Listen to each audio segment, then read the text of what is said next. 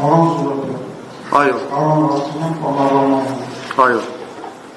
Ես հիշում եմ, երբ Լևոն Տեր-Պետրոսյանը հրաժարակարգ տվեց, հայտարարեց, որ իշխանության ընկալի պատերազմի ուժերը կուսակցությունը կոնկրետ չի նշում։ Հետո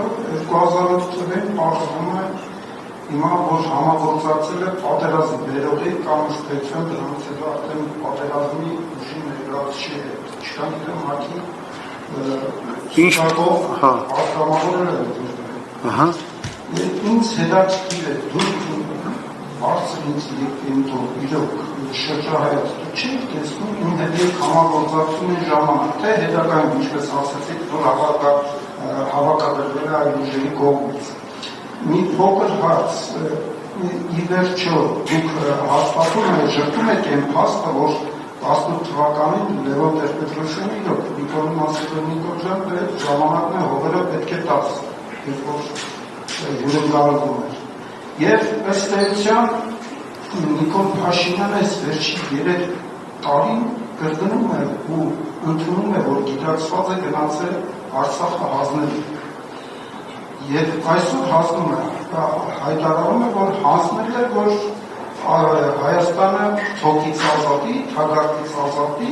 ու հիմա ժողովրդին ասում է, ես խաղաղություն եմ բերել ժողովուրդ չեմ, տեսեք հանձնել եմ, դե փողերը բանակ չեն տալիս, ձեր համար ասֆալտ եմ անում, դպրոց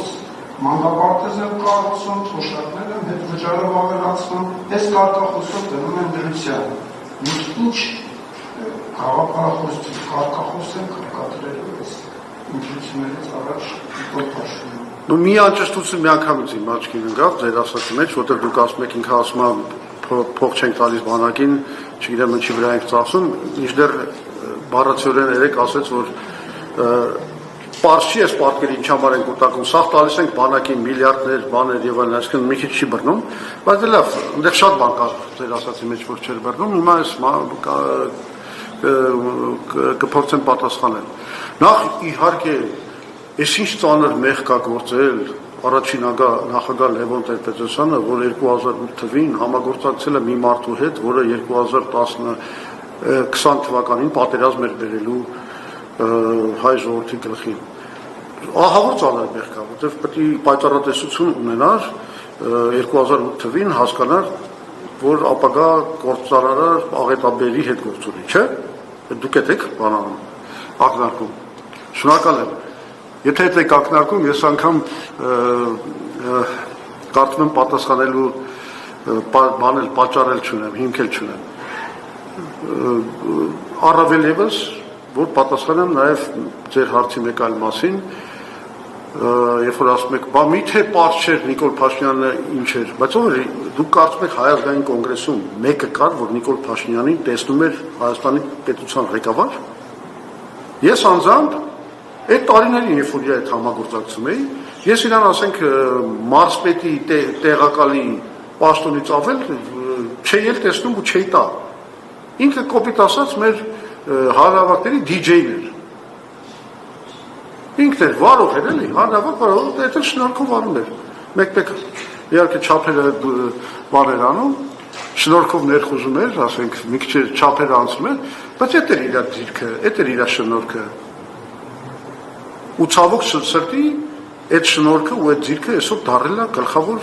հատկությունը, երբ որ ընտրում են պետության ղեկավարի։ Ոչ թե մտածում են նրա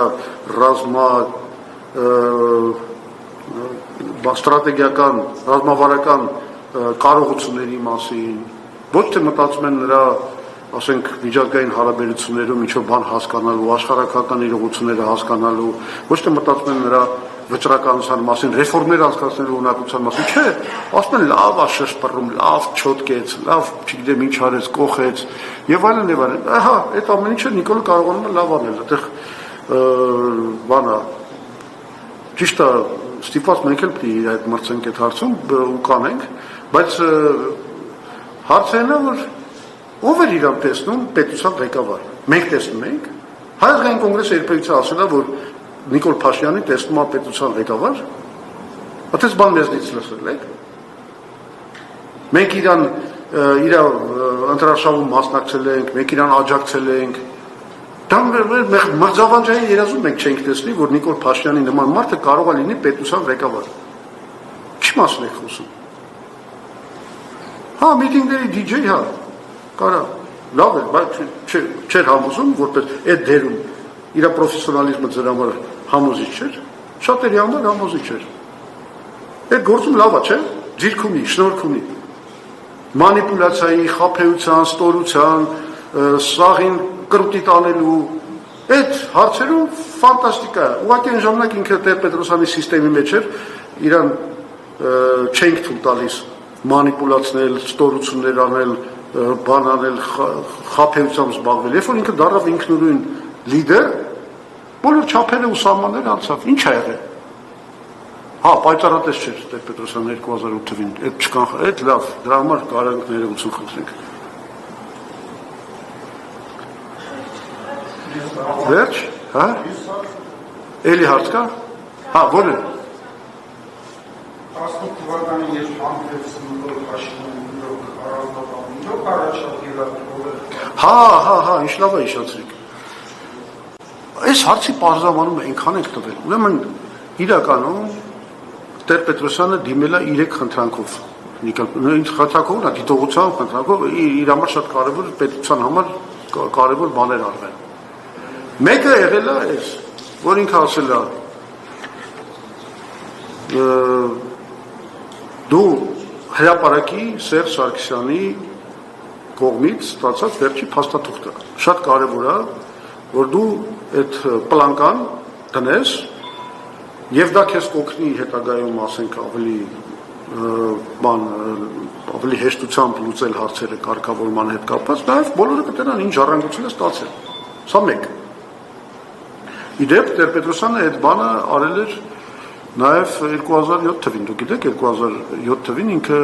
հրավիրել էր ամերիկյան դեսպանին, ասել էր, որ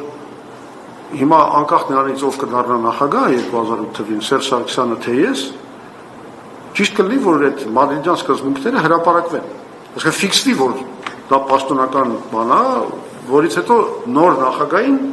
ավելի հեշտ կլինի կարգավորման ուղղությամբ գնալ։ Եվ արեցին։ Առաջին անգամ հրապարակվեցին այդ սկզբունքները 2007 թվականի դեկտեմբերին։ Այդ հանդիպումներից հետո այդ Տեր-Պետրոսյանի բանն էր։ Նույն բանը իրան ասել է հեշտացնենք այդ process-ը կարգավորման, որ նաև որ հանրությունը իմանա ուրա գնում եւ այլն եւ այլն։ Հիմա սա մեկ չարեց, ասեց ինձ ոչ մի նոր բան չասեց եւ այլն, չարեց։ Հետո մի անգամ արդեն կապանի բանի ժամանակ, տեսեք, այդ հանդիպումը 18 թվին էր, իսկ ինքը կապանի 20 թվին հրապարակեց Կրակովյան փաստաթուղթը, ոչ թե այն վերջի բանը փաստաթուղթը։ Չնայած հա կարող է Կրակովյանն էր վերջինը, լավ, հրապարակեց դա, բայց ինչքան ուշացումով եւ այլն եւ այլն։ Երկրորդ խնդրանքը ո՞րն էր, ասում եմ, դա խնդրանք չէր, խորհուրդ էր, որ դու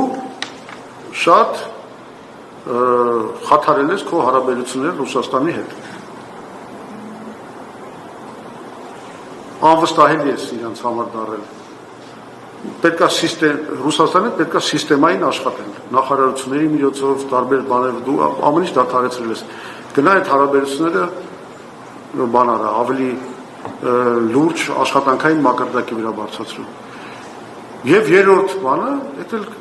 ես կարծում եմ, որտեղ ոչ մի ամաչելու բան չունենք, խոսքը գնացել է նա մասին, որ Վանո Սիրադեղյանին հետ բերվի հայրենիք, թույլ տրվի, որ ինքը վերադառնա հայրենիք։ Դա էլ մերժել է Նիկոլ Փաշինյանը։ Էս է եղել։ Ուրիշ ոչ մի բան այդտեղ չի քննարկվել, ինչ հողեր հանձնի, մի հանձնի։ Այդ Նիկոլին պիտի հավատանք, որ ամեն րոպե սուտ է ասում։ Ես ասեմ, հենց այդ պատճառով, որ ինքը այդքան սուտ ձևին, այդքան կեղծ ներկայացրեց այդ հանդիպման արդյունքները, Տեր-Պետրոսյանը իր հետ էլ ոչ մի անգամ ոչ հանդիպել է, ոչ էլ ուզում է հանդիպի։ Որովհետև գիտեք, մարդիկ կան, որոնց հետ հանդիպելը միայն վնասակար է։ Եվ քեզ համար, եւ երկրի համար, այ Նիկոլ Փաշինյանը դες մարդկանցից մեկն է։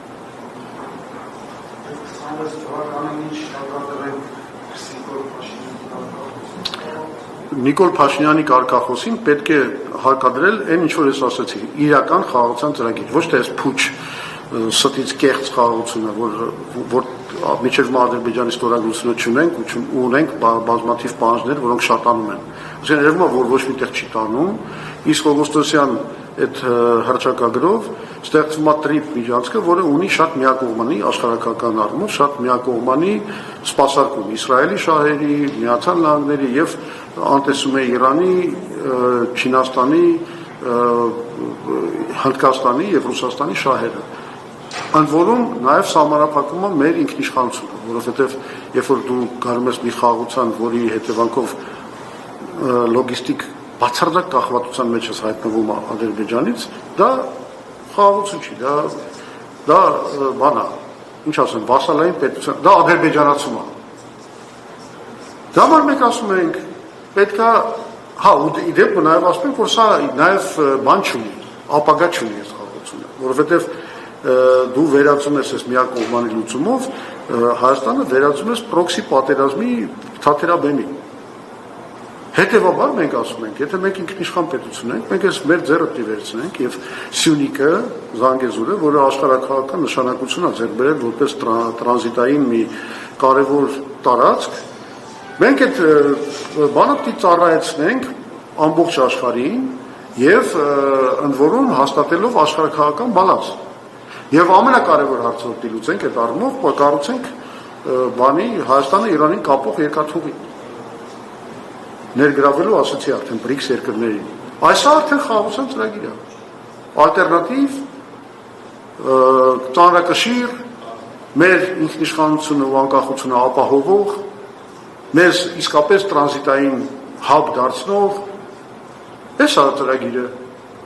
Այս լոզունգով գրանք մենք այդ մոնոպոլիան, խաղաղության կեղծ մոնոպոլիան, որը Նիկոլը ձեռք է բերել, մանտրայի նման ամեն օր խոսալով խաղաղության օրակարգի մասին, մենք իրան կզրկենք այդ մոնոպոլիայից եւ իրավամբ կզրկենք, որտեղ ինքը խաղաղության մասին է խոսում, խաղաղության օրակարգի մասին խոսել է մինչեւ պատերազմն էլ, հետո դες կարող եմ սաղ փաստերը ապացուցել։ Ինքը խոսում է խաղաղության օրակարգ, բայց ոչ ոք այդքան շատ պատերազմ չի բերել Հայաստանին, ինչքան բերել է Նիկոլ Փաշինյանը։ Այս փարիսեցությունը, այս կեղծավորությունը իրա մենք պետք է բացահայտենք։ Իսկ դի բացահայտենք, այո, մեր իրատեսական ալտերնատիվ